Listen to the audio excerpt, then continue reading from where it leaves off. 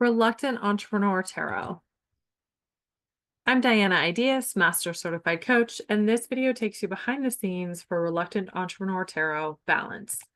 So on the balance card, we have a potter focusing on the wheel, and the wheel has that combination of the motion, the clay, the water, and also the potter herself impacting that. And with the sparkles over her hands, that was our indication for the presence of the divine or divine intervention. This was actually a card that we had to design and redesign multiple times because it wasn't quite right. The aspect of balance, the aspect of divine intervention were difficult to pin. And what's interesting is actually, I think the podcast episode for this card was recorded before we got this card down. And the podcast episode specifically references motion and water when it comes to balance. And so the fact that we ended up with a potter wheel for this balance feels like it has a lot of serendipity, or perhaps if I think about it from a tarot perspective, it has that divine intervention.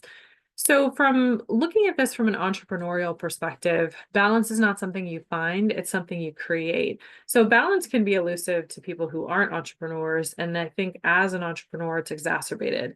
I think as a reluctant entrepreneur, a lot of my hesitation about the entrepreneur life is that I didn't look at entrepreneurs and see their lives as balanced. I mean, they might have feast and famine, but you don't necessarily, you can be overworked very easily when there's feast, and you can be stressed out when there's famine. So that to me is not balance. It's not that self-care. And the idea of actively creating it, balance is not necessarily a static point. So in the spirit of getting your ducks in a row, the ducks aren't going to stay in a row. That's not what ducks do. So again, that's a reference to the podcast episode, which I think was actually recorded before we finalized this design. But regardless, the idea of motion, integration, speaks to the fact that this card is associated with temperance and tarot. So for temperance, we have the divine intervention. So this is associated with an angel, but then also the middle path. So the idea here is that one cup has hot water and one has cold, and it's making that medium water. Some people say that this isn't an angel, that it's actually hermaphrodite. We have one foot in the water and one foot on the earth. So that combination of earth and water, again, is reflected in the balance card with the clay, that divine presence.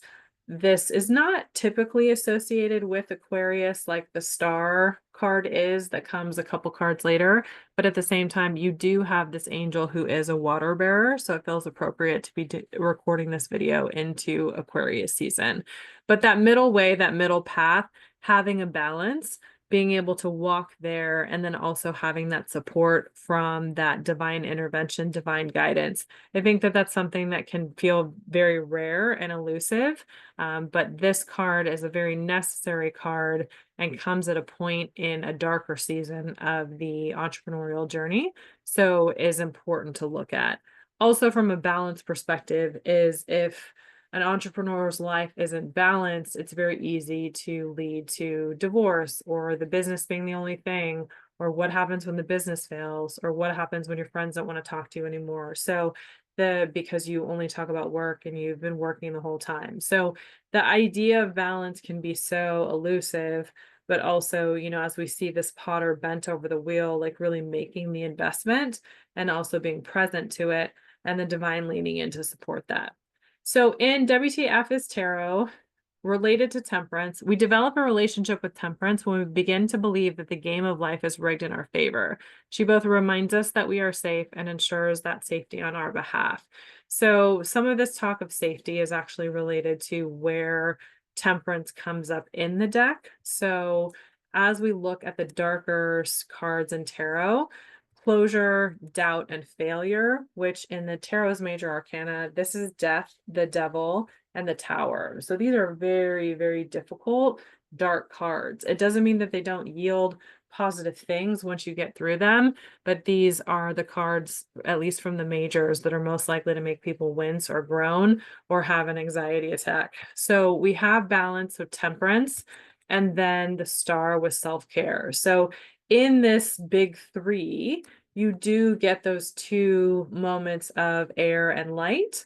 So we have the divine intervention of temperance or the balance card, and then followed by that divine orientation of the self-care. So just illustrating this because, in tarot, we have that dark and light. There's no all bad cards or all good cards. At the same time, you definitely have to kind of buckle up for this harder season.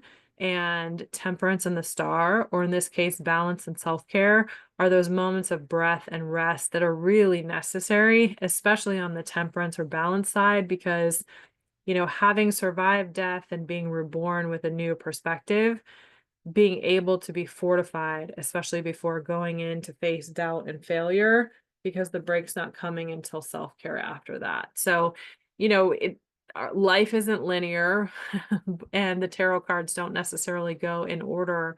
But at the same time, if when you're in some of these darker seasons or these harder energies, being able to take that rest and break or feel that presence of spirit or whatever you believe in, knowing that it will all work out, can be important to sustain the journey. So as far as the journey, the entrepreneur's journey, we're coming to the kind of second, making it through 2/3. We have the closure, balance comes up at the end of the second line. Then we have that follow of doubt and failure, self-care, and then we have the closing kind of moon, sun, judgment, and the world. So in the case of scarcity, abundance, perspective, and success. Now, scarcity isn't a walk in the park either. It's kind of like self-care is the star, but it's still dark out. The moon, it's still dark out before kind of walking into the sun of abundance and then having that perspective and success. But this is the major arcana, the entrepreneur's journey or the fool's journey. So what happens is balance and closure are not exactly the midpoint, but they're pretty close to that midpoint and experience that kind of trial of fire, darkest before dawn, that are part of the journey. So questions to consider: what are you being asked to balance? What are the risks and rewards of not diversifying your focus? What do you want to add, mix, or subtract to improve the quality of your life, product, or experience?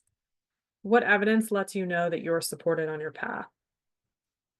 If you want to listen to more, season 4, episode 9, we talk more about balance and self-care and how important that is on the entrepreneurial journey, especially because your business cannot survive and thrive without you when you're an entrepreneur.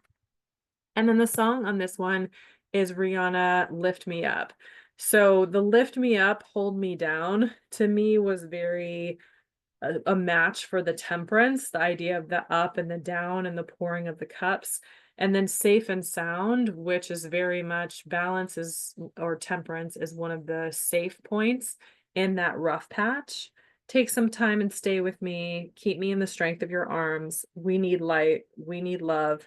Lift me up in your arms. And then the idea of hold me. So the hold me and the safety, from a temperance perspective, the idea that we are held by angels and that there are angels on our path supporting us, especially before going into the darker season of meeting the devil and the tower when everything kind of crumbles down that isn't going to sustain.